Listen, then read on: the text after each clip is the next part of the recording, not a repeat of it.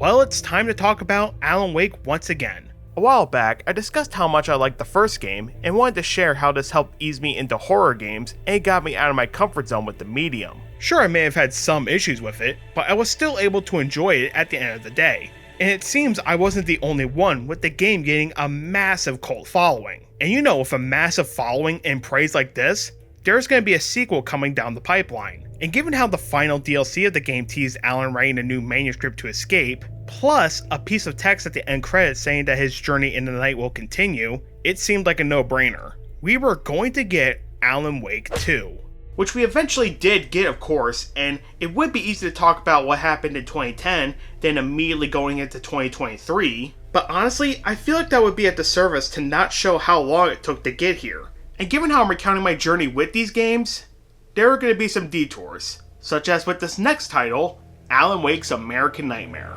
And being fully transparent with y'all, I vaguely remember seeing bits of this game back in the day. When I was in middle school, I watched a lot of Let's Play channels, but the one I remember being subscribed to was Ghost Robo, mainly because of his playthroughs of Portal 2 and Spider-Man Edge of Time. I loosely remember his videos on Alan Wake's American Nightmare, with somewhat having blurred memories of the ending and seeing some type of live action cutscenes. I had no idea what this was back then, and afterwards, I instantly forgot about it. However, it wouldn't be until January 2024 when I finally remembered the game and was able to play it for myself.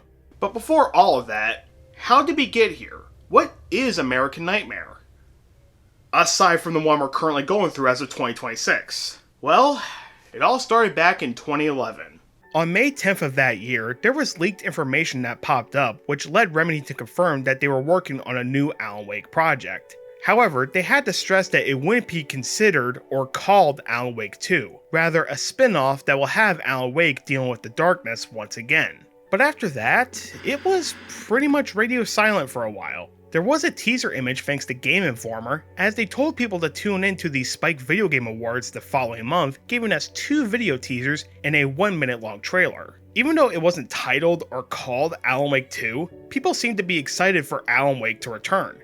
And on February 12, 2012, Alan Wake's American Nightmare released on Xbox Live Arcade, with a PC version coming out a few months later on May 12th the same year in North America. And from what I looked up, people seemed to like it, giving it either above average reviews or nearly perfect ones. However, that was 2012 and so on. We're now in a post-Alan Wake 2 world, so that only begs the question, is Alan Wake's American Nightmare still worth playing? Also, just as a heads up, I'll be playing the 360 version that's backwards compatible now on modern Xbox systems. And keep in mind that some of the models are based off the original game, which I'm not upset about because I thought that version still looked good to this day. And given how Remedy has no plans to remaster this like they did with the first game, I'll be okay with it. With that being said, let's continue our journey into the night with Alan Wake's American Nightmare and see what the darkness has in store for our dear writer. The game begins, as they say, somewhere in Arizona, as we see the old gods of Asgard on tour with their new manager and Alan's best friend, Barry Wheeler. Look out! As he's asleep, the TV begins to show an episode of the series Night Springs, the show Alan wrote on before he became an author. As the episode then reveals, oh hey, I know him. As the episode is written by himself, we see Alan here titled as a Champion of Light, as he's trying to stop an arch nemesis, an evil doppelganger named Mr. Scratch, titled here as the Herald of Darkness. But before Alan can try to stop him, Mr. Scratch threatens that he'll take and destroy everything Alan loves, as he hits him with a giant wave of darkness, pushing Alan far away. Once waking up, we see we're no longer running around the forests of Bright Falls, or deep beneath Cauldron Lake given the sinking and destroyed cabin from the first game. We are at a canyon at the fictional town of Night Springs, Arizona, and we have to stop Mr. Scratch. Now there is more of the story and the structure of this game, which I will go into more depth with and show how that all unfolds, but for right now, let's continue on in discussing other parts of the game. Now with characters, I wouldn't say there's much to talk about with Alan given how much I've gone over before, and given when this game came out, I'd say he was trapped in the dark place for about 2 years. Others like Barry and the Andersons are still around thanks to this radio show hosted by Night Springs resident Eddie Rodman. And as I mentioned, Barry is the new manager for the Old Gods, and they're on tour somewhere in Arizona. However, before you get too excited, outside of these radio spots and the beginning and end of the game, we don't sadly see the Andersons or Barry in the game, sadly. See this headlamp? It's like a superpower. I can just look at one of those things and they die. It's my flaming eye of Mordor.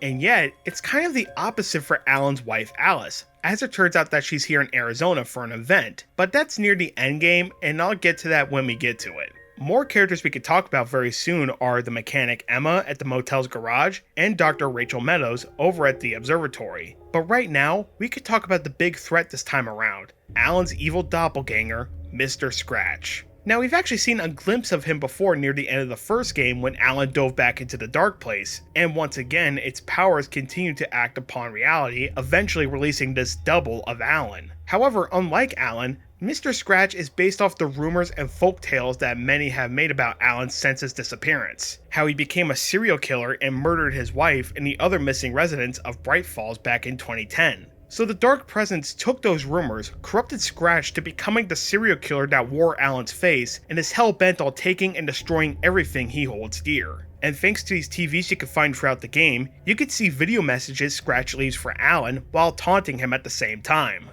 Do you know the real difference between us? I'm not afraid to be the center of attention. Much like Alan, Mr. Scratch is played by Ilka Villi and being voiced by Matthew Peretta. And it's clear that both of them seem to be having a good time playing this character and portraying him as such an asshole. Purely evil.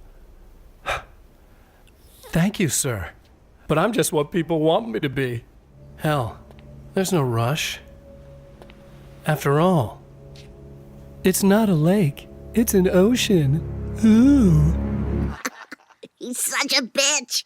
There are also moments where Mr. Scratch would appear during gameplay to once again taunt Alan, but those are very rare and not as frequent. However, when Alan does clap back at him, it has my favorite line delivery from Peretta.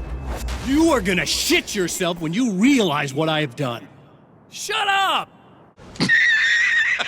Even though Mr. Scratch may have the appearance of being suave and charming, the game still reminds you thanks to these videos on the TV that it's all a facade and that there's still a monster underneath it all that show him either strangling, slashing, stomping, or even threatening the lives of those that Alan holds dear like Alice and Barry. Maybe I'll slip up, she spots something, or maybe she just starts running her mouth. And then I'll do it. I might keep him alive for a while. Just to see him go to pieces when I fire his ass. Yeah.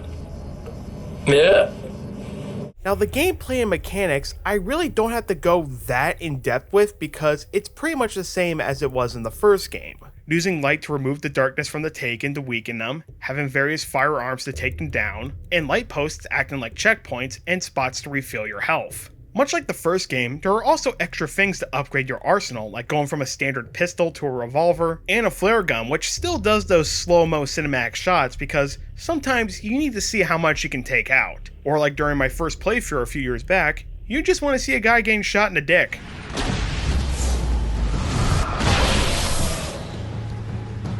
Oh, and regular road flares and flash grenades return as well, as they pretty much act like how they did before, helping Taken back off from you for a bit, or just taking enemies out in one big bang. Okay, well, sometimes I guess. But there are other weapons you can get this time around, going from a pump-action shotgun to a hunting rifle, to then an assault rifle, a sawed-off shotgun. Can I get 2 crossbows, please? There's also a nail gun, which not only is on the title screen of the game with Alan holding it proudly, zoomed in and taken out of context, this could probably be an advert for Home Depot. But also, on one of the promotional stuff for the game, they say that the nail gun is mightier than the sword, and I don't really know about that. I don't think this is a bad weapon for your arsenal, but kind of You shoot out nails to deal with Taken at a semi-far range, but there's an arc when they shoot out if that makes any sense. Honestly, during this playthrough, I mostly switched back to either the standard pistol or the SMG, which I prefer as the handgun in the weapon layout. There are also no batteries for your flashlight this time around, at least not to my knowledge, but that's because the flashlight can quickly recharge by itself, which was also a thing in the first game I never noticed until looking back at my gameplay. However, I still hit the button to reload batteries, mostly because of my muscle memory of playing the original for so long. Hey everyone, sorry to interrupt the video like this, but I didn't seem to mention this when I originally wrote the script and recorded voiceover for this. It turns out that you can get batteries via these ammo boxes that can help restock your ammunition, as well as more batteries for the flashlight. Honestly, I don't see the point of needing more batteries given that not only do they recharge by themselves, but also they do it really fast too. Anyway, just wanted to clarify and point that out. Back to your regularly scheduled video. Now since the darkness is back at it, we of course have to deal with the Taken once again. But now there are new variants like some that can throw grenades, ones that can split into two or more if a flashlight is shined at them, or even ones that are humanoid but can turn into a bunch of ravens. But unlike the first game where you can hurt the ravens, you can't do that here. You can only hurt them when they're in their human form. A new form of enemies that can attack you are spiders, that are massive and sometimes can pop out of the ground. Or here where the game has me going inside this Scooby-Doo looking ass cave to collect an item for progression. Well, this should be perfectly safe. So given how the first game had that abandoned mineshaft, as well as this,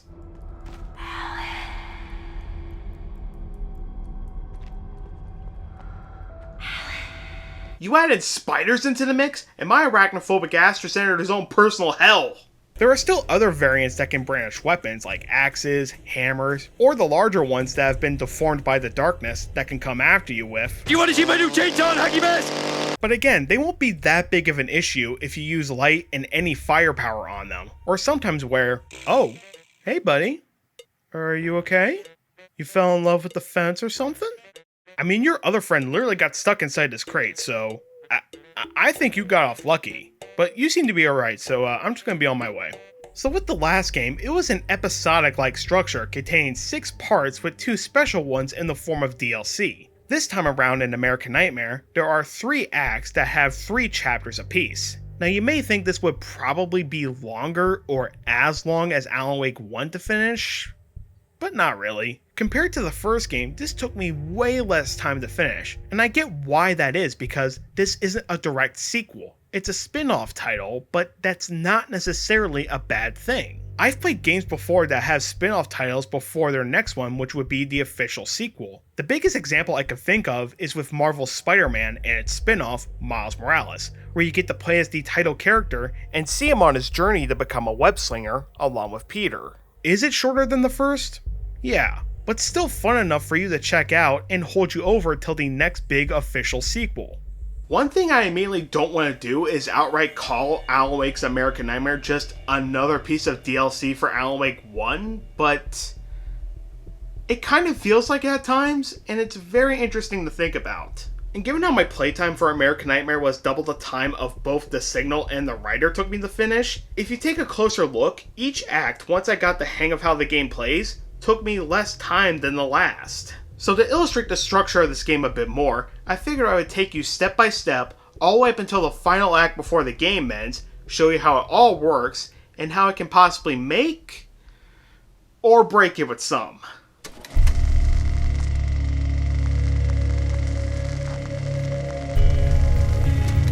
So once after Mr. Scratch pushes Alan with darkness, causing him to wake up at a canyon in Night Springs, Arizona, he then finds a local motel and meets the mechanic Emma, where she states that they've met before and that he stayed at the motel. But we all know the truth there. Alan says that she might have a typewriter page for him. Oh yeah, manuscript pages return once again and act as not only a collectible, but also can help unlock these cases that hold the more powerful weapons. And if you're wondering how much the manuscript pages stay true to when it comes to collecting wise, we'll get to that later. Anyway, the page Alan gets from Emma explains that it has something to do with the oil derricks and a satellite. The oil derricks, thanks to Mr. Scratch, become a point of connection between the real world and a dark place, so that the horrors can be unleashed. Alan tells Emma to stay inside the garage where it's safe as he goes to find the things that he needs from the page. A valve, a CD from Kasabian, like the actual band Kasabian, and finally a battery which Alan takes back to Emma so it can be charged. With the items listed on the page gathered up, Alan goes back up the hill to the oil derricks and is able to then rewrite reality by following the instructions typed up. place the valve where it needs to go and turn it for the oil to flow, popping in the battery to turn the lights on, and putting in the CD for the music to play. This then causes a rock to hit the satellite in the page to then begin falling towards the oil derricks, crashing into it as Alan begins running down the hill all the way back to the motel where the lights are shut off and Taken are trying to get Emma. After dealing with that, Emma explains more about what Mr. Scratch was doing there. She says that there was a party in one of the motel rooms that got way out of hand, and that there was a fight at the local diner with the keys for the motel rooms there as well. Despite Alan telling her to stay in the light where it's safe, Emma says otherwise and plans to get out of there as soon as she can. Once Alan gets inside the diner and finds the master motel keys, he also notices the aftermath of what happened there and believes that it was Mr. Scratch's handiwork. Unfortunately, the darkness finds a way into the garage and kills Emma. After making it back there and seeing she's gone, Alan finds the right motel room, but also comes across another casualty of his evil double. However, he learns that the man works at an observatory, which Alan then plans to go to next. There, Alan is then met by Dr. Rachel Meadows, and after proving that he's not the one causing all of this trouble, she then explains to Alan what happened when Mr. Scratch was there with her. She says that there's a strange astronomical event happening, like the stars are shifting around or changing positions, messing up the satellites and projecting a strange signal. Alan says that's what he's looking for, as Meadows explains that's what Mr. Scratch was there for as well. He got angry, forced her out of the control booth, and messed with the imaging array for the telescope. So you pretty much have to do the same like before, now going to Meadows' car to get the replacement imaging array to put inside the telescope, but then that begins overheating, so now you have to go release all the coolant valves, and once everything seems to be fine, the Taken find their way inside the building, so you have to deal with them. Finally, after all of that, Meadows was able to receive the signal, however, it seems to be incomplete. But Alan takes what he can get for now, so he takes the printout as the signal seems to be a new way to rewrite reality, and a map that leads him to a drive-in theater. Once he gets there, he is then met by Serena, who seems to try and seduce Alan, but that's due to her being touched by darkness thanks to Mr. Scratch, similar to what Barbara did to both Alan and Rose in the first game. So to help remove the darkness, we have to turn the power back on. So we have to go to the transformer yard that's all the way over the other side of the lot, which on his way there, he gets taunted by Mr. Scratch. You are gonna shit yourself when you realize what I have done. Shut up! After making it to the transformer yard and flipping on the switches, which is basically just matching which light is blinking green, the power is then back on so we can make it back to Serena. And on the way there, we see one of the videos of Mr. Scratch playing on the drive-in screen. I like it quiet. Look, I appreciate he wants to show Alan how much of a threat he is, but I'd rather see any other movie that's playing, like Ham, a documentary. Anyway, once back inside the station, the lights are flipped back on, and Serena is finally free from the darkness inside. She tells Alan that Mr. Scratch was trying to get inside the projector room, and saying that he plans on making sure that the sun will never come up again. After giving them the access code, Alan makes his way back to the projector room, only to find that Mr. Scratch has it protected by Taken and dark fountains coming from the ground. Now you can kill the Taken that's coming out of them, but what you have to do is shine your light onto the fountains till they go away. Do that to all three, and Alan is able to get inside the projector room. Once inside, just like with the oil derricks, he has to follow the page to rewrite reality. However, because it's incomplete, he can only do a fragment of the signal, which is changing the calendar to the end of summer and the clock to late at night. But this isn't enough to change reality, as the room is swarmed with darkness, followed by Mr. Scratch taunting Alan. You've been up to something, haven't you? Too bad it's not gonna do any good. I'm a better you than you ever will be, and I've got all the time in the world. Everything you've got's going to be mine. Your life. Your wife! What are you gonna do about it? The sun's never coming up now. Oh my god, I just realized Mr. Scratch is basically the Shadow Man from that Grouse House video. You know I gotta do it to him!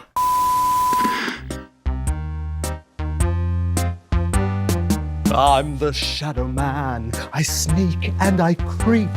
I'm the Shadow Man. I'll eat all your apples. I'm the Shadow Man.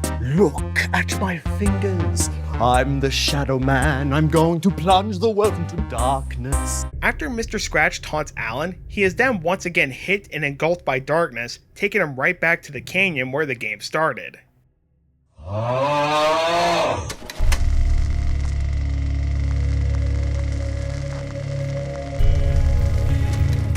So here's the thing, once you start Act 2 and then Act 3 of the game, you're basically having to go through the same beats again because Mr. Scratch has Alan and you as the player in a time loop. And this is where I feel iffy about the gameplay loop in Alan Wake's American Nightmare. I remember when I first played this back in 2024, being interested in seeing the next piece of Alan's story. However, once I got halfway through Act 2, my thoughts on the game started to go from good to just okay.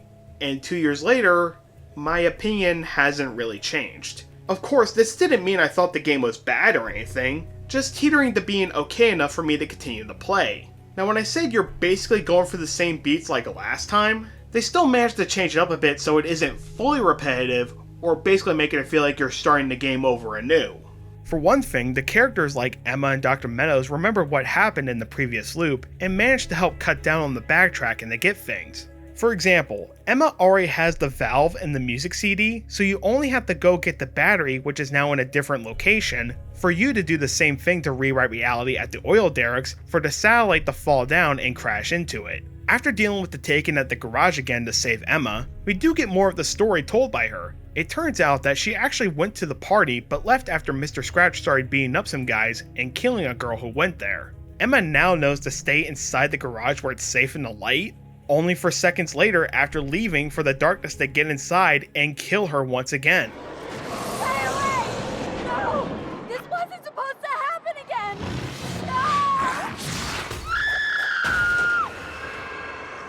No! Well, shit. Once Alan gets the observatory keys from the dead guy, he makes his way there, and like I said from the section at the motel, the same goes here. But this time, on our way up to the building, we find Meadows' car parked somewhere else with the imaging ray inside for us to nab and install into the telescope. Alan goes into the control booth to let her know what's going on, but at first, she seems to be skeptical that this is a time loop. It's not deja vu, Doctor. This has happened before. We're caught in a time loop. That's utterly insane. How could that be? I can't really explain it. I suppose I could call it magic. I don't believe in magic. Neither do I. But I can't argue with what I've experienced. There's still the issue with the coolant vents, but rather than doing the 3 like last time, we have to go all the way down the hill to fix the primary pipes by turning them on. After getting inside the meadows, they're able to get more of the signal, however, it's still not complete. But Alan takes the printout either way and makes his way to the drive-in theater, where we see Serena once again touched by darkness and trying to seduce Alan. Now I mentioned how characters remember the last loop. Well, that only goes for Emma and Meadows because after this interaction with Serena, we never see her again. So I hope she's okay, or at the very least had the light switch flipped up once the power came back on. And much like last time, that's what we have to do. Going back to the transformer yard, turning the power back on by matching the switches with the flashing green lights that are different now, and since we already have the access code for the projector room, that's where we go to next after dealing with the dark fountains guarding it. Once inside, Alan tries to rewrite reality again with more of the signal from this loop, changing the date and time, but now switching a movie poster. Oh hey, it's Zane! Anyway, switching out a movie poster with a noir one, and finally having a lamp turned on and facing a fire extinguisher on the wall. But given it's still an incomplete message, it doesn't work as the room is once again engulfed in darkness. You're trying to be cute, aren't you? What are you up to? It's a waste of time, buddy. You should just lie down and die. Let me take over. This is the only thing you've got coming to you. From here to eternity. No matter how many times you come back. And this is why I feel split on the gameplay loop of American Nightmare. Even though they change it up in each act, it still has a little bit of that repetition. And I get it, that's what the game was built around. Yet, like my first playthrough and even now getting halfway, that's where boredom starts to set in.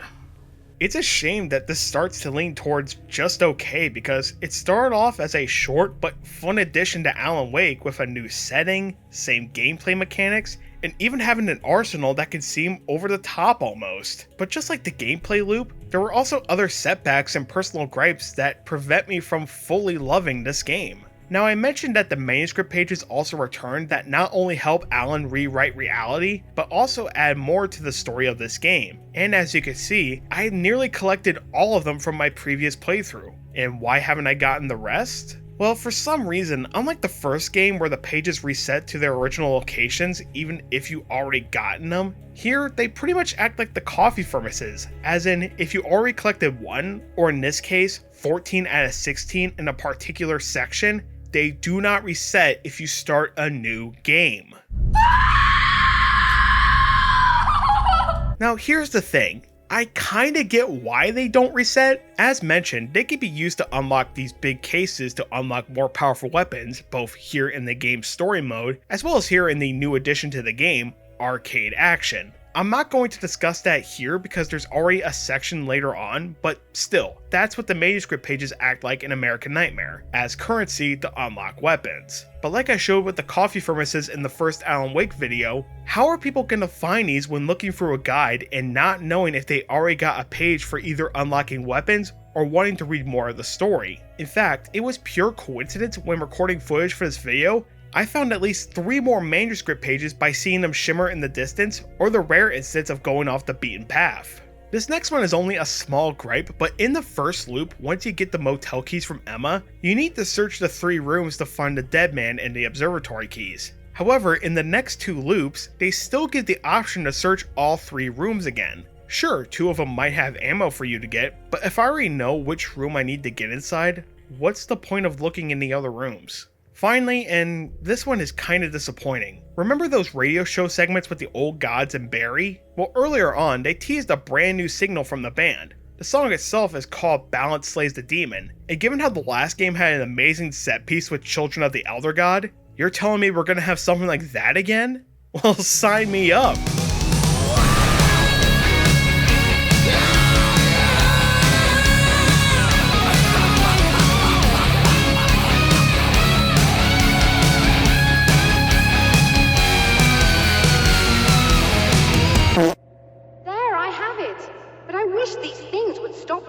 Violating the laws of physics in my opinion. What happened? It's over already? Yeah, after a minute or so, the song just ends. They don't even play the whole thing, it's mostly a trimmed down instrumental version. And I know they have a music video in the menus, but again, it's still trimmed down. Almost like a radio edit if anything. It's a shame because the song itself is awesome. Some portions have excerpts of poems by Zane that could have been found, or even said by Zane himself from the first game. Beyond the shadow you settle for, there is a miracle illuminated. Beyond the lake he called home lies a deeper, darker ocean green. In fact, they played the whole 5-minute song on the radio back in Act 1.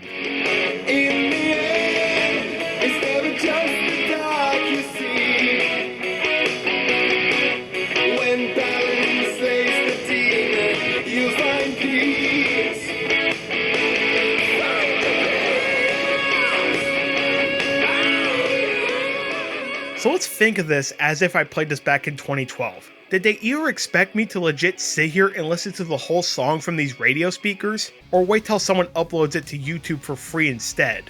There's also a song played by Poets of the Fall written for this game called The Happy Song, not only used in a piece of marketing, but some can consider it as Mr. Scratch's theme. You knew I'm a psycho. I told you I'm a psycho. God damn it! Looking back at this, having the song playing during this moment felt rushed, because you're basically doing the same thing as in Act 1, only now the music is different. I feel like if there was a better way for them to have the song blasting, it would have been more perfect for them to play it during the final stretch at the drive-in. What? You think whatever it is you're gonna do is gonna make a difference? This'll end up just like before! Darkness descend on this frail frame. I drown in fathomless black space. Light never scratched the depths of this domain. I see not, yet nothing could be worse than the states my mind calls here it. Alone at my own wake, the unraveling of reason's scheme.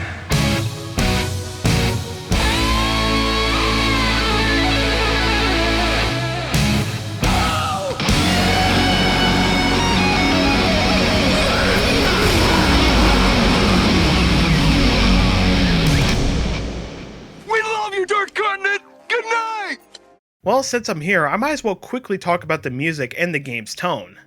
It's fine, just honestly not as memorable as the original. The only tracks I can recognize off the top of my head from American Nightmare is the standard atmospheric and the music that plays once you're in combat with the Taken. It's a shame too because it's once again done by Petri Alanko, and I really liked his music from the first Alan Wake. As for the game's tone, well, honestly, it's nowhere near as creepy or scary at all. If anything, it's more on the lines of a B-movie. The differences of the first game to here is night and day when comparing them. You can see that right when outrageous moments happen, like having a satellite come hurtling down to Earth and crashing into oil derricks.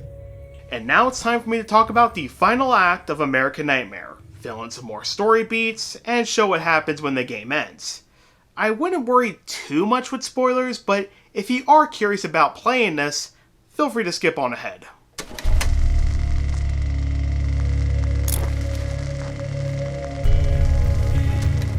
Once Alan gets back up after getting pushed back to the start, he finds out that Emma already had everything set up for him at the oil derricks. All he has to do is follow the page and activate all 3 things listed on there. You ever had a deja vu, Joel?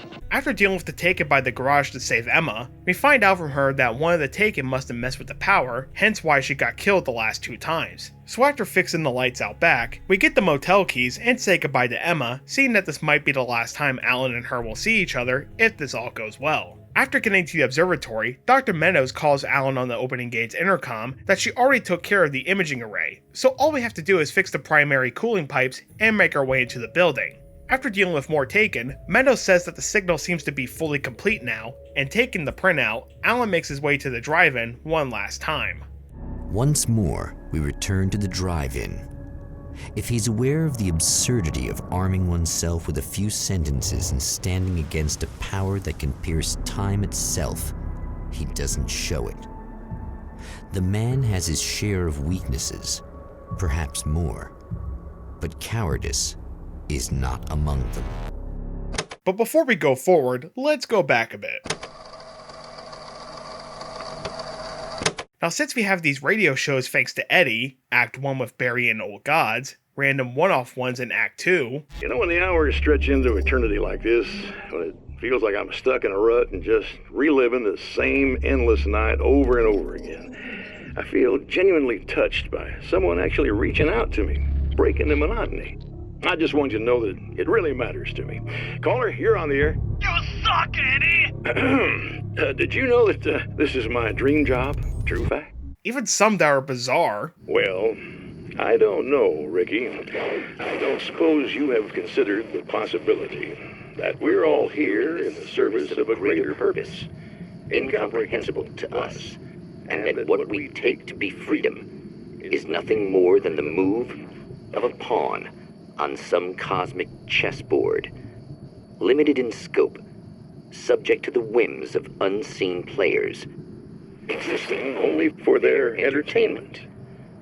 Or perhaps we're just a twisted reflection of actual events that can happen elsewhere. Could it be that such is life in Night Springs? Dude, what? Food for thought, Ricky. Food for thought. But as soon as Act 3, we have Eddie interviewing Serena for the local film festival, and with her on the show is Alice, who not only has a film she'll be presenting there of Alan, but also came to terms that, after 2 years, she now fully believes that her husband is dead. And even though she's convinced herself of that, she also knows that she won't forget or be over him. We had our good times and our bad times, and on the whole, we had a lot of good times. He really made me happy. I don't mind being reminded of him. So you're over him? I don't know if I'll ever be that, entirely. I still think about him every day. Literally.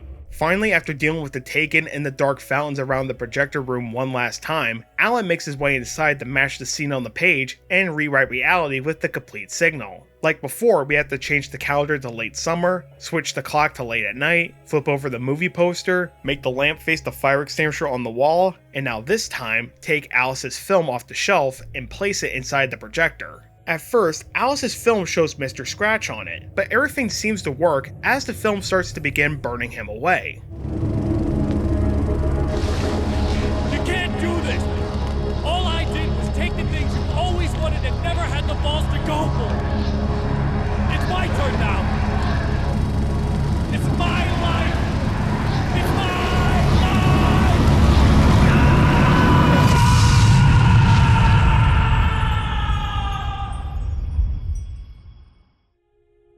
finally, the Mr. Scratch in the film is slowly replaced with Alan, as it seems to be that he and Alice are finally reunited. They kiss, hug, and hold each other in a lovely embrace. While I'll admit, even with the problems I already addressed with this game, this was very sweet to see. But then the narrator for the Night Springs TV show comes in and proposes the question if any of this did happen, or was just a figment of Alan's imagination. Are these actual events, or merely a dream? A memory, or a glimpse of what is to come? One thing is certain. This scene takes place in another time, and another place, far, far away from Night Springs. Now here's the thing, once we get through all the end credits, we not only learned that the name of this Night Springs episode was titled Return, which was the name of the manuscript Alan started to write as a sequel to Departure, but also we have another piece of text that says Alan's journey through the night will continue. So to answer the question if Alan was able to escape the dark place or not, well, given what that piece of text said, it's pretty clear that no, he didn't escape. And even looking at one of the manuscript pages I found from playing, he had an old story he wrote for Night Springs that someone named a Champion of Light going against his evil double, the Herald of Darkness. So he decided to use this story, remake it for Return, and have a small town in the middle of nowhere in Arizona as the location of Night Springs for just one night to see if this can work. And even though it shows what Alan was fighting for, it was a sweet, yet unfortunate failed attempt. Well, before we wrap things up, there's at least one more thing to talk about. A mode called Arcade Action. That's what it says here on the title screen, but it's actually called Fight Till Dawn, where you have to arm yourself with a flashlight and a pistol, or any better weapons you can find thanks to the manuscript pages you can unlock, and survive until dawn. Think of it like Five Nights at Freddy's, but you can arm yourself with a gun before any of these things can get you. Sounds interesting enough, so let's go ahead and give it a try, and it's done.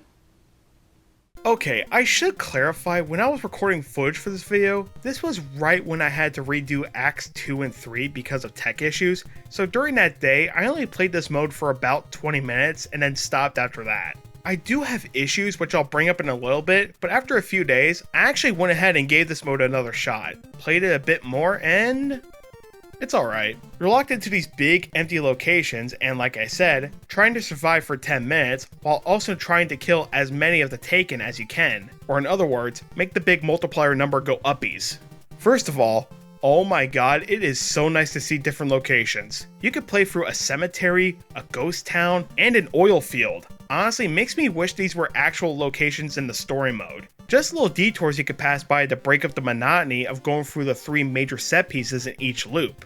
When I first tried playing this, I thought it was fine but got boring after a while. But after giving it another shot, I really started to like it a little bit more. I honestly had more fun than my initial first attempt, popping on some of my favorite music, or in this case, having Old Gods of Asgard playing in the background, and trying to see how high my score can go and if I can get 3 stars on each run was so satisfying. Perfect! Now, it is disheartening to have a high multiplier run to only have an enemy off screen hit you once and have that progress go all the way down. Yeah, that sucks. Another downside to this mode is that there really isn't any multiplayer or online co-op whatsoever. I mean, I'm not really that big of an online player, and the online I do is with friends or in the rare chance by myself in Mario Kart, and getting my ass handed to me. But still, it's really odd that multiplayer isn't a thing in American Nightmare. And it's not like they don't have enough characters for you to choose from for this mode. I mean, you can have others playable like Emma, Dr. Meadows, Serena, Mr. Scratch, or they could have pulled characters from the first Alan Wake like Rose, Sarah, Dr. Hartman, hell, even Barry. They still have the models. I know people like Barry and Sarah can be playable. I've seen them shoot guns in the first game. They could have done that, but they decided not to. And what we have right now from the get-go, it's an alright time. I really just miss Barry, y'all. Well, that was Alan Wake's American Nightmare. I'm not gonna lie, it was pretty difficult for me to have a more critical look at this game since my first time playing. And some of those thoughts from a few years ago still remain true. this going from good to just okay. And that's how I feel about American Nightmare nowadays. It's not a bad game, just an okay one.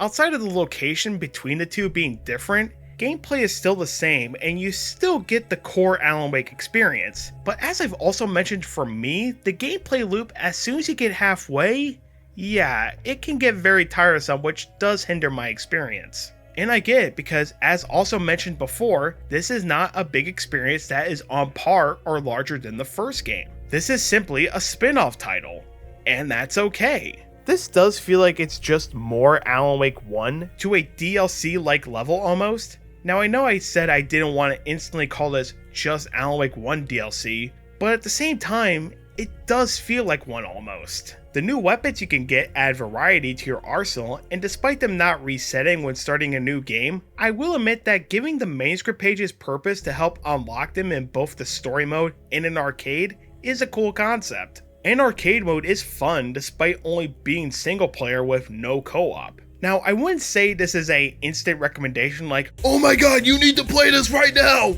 This one is more of a, if you're curious and want to see what it's like, then yeah, this game is also harmless enough if you want to take that venture. As I mentioned at the beginning of the video, there are no real plans for them to do a remaster of this game, so the only ways to play it is either on Steam or on Xbox. Plus, it's not that expensive either. If you have a few dollars to spend, then it's not that bad at all. You won't feel like you're getting ripped off or anything.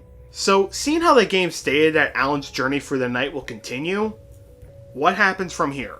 There are so many well-known teases of a potential sequel for Alan Wake since 2012. Many people found that the domain alanwake2.com was reserved by Remedy, but by the time that year's E3 came around, there weren't any new announcements from them. However, once the Xbox event in May of 2013 happened with Sam Lake on stage, he was ready to reveal their next brand new game, Quantum Break.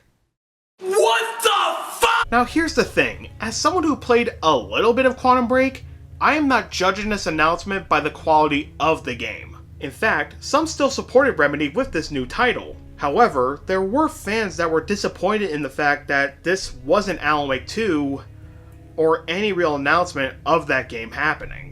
Just a day after Quantum Break's announcement, Sam and Remedy posted a video on their YouTube channel addressing the disappointment that many had, stating how from the creative perspective of things, it would be awesome to make Alan Wake 2, but it mostly came down to finding the right partners and the funding. They could have simply rushed something out, but Sam also stated that it wouldn't have been fair to any of the fans and that it wouldn't have done justice to Alan Wake. We definitely want to keep on working on Alan Wake. I definitely want to create something new for Alan Wake when the time is right. Keep in mind that not only am I giving the cliff notes of Alan Wake 2's development, I'm also talking about this news in hindsight, because there's still more to talk about with this game from when it was shelved, to its announcement, to when it finally came out, but that's a story for another time. For right now, we just gotta keep moving forward, and now we'll be with the next game from Remedy I played, Control. And what better timing, because not only did they reveal the next game in this series as well, but that it will be coming out later this year in 2026. And if you follow me on social media, you know I was excited for this one. I might not have my video out talking about this one by the time the sequel comes out. Who knows? Either way, I'll see y'all next time with Control. I'm going to plunge the world into darkness. No, you won't. We shine a light upon you.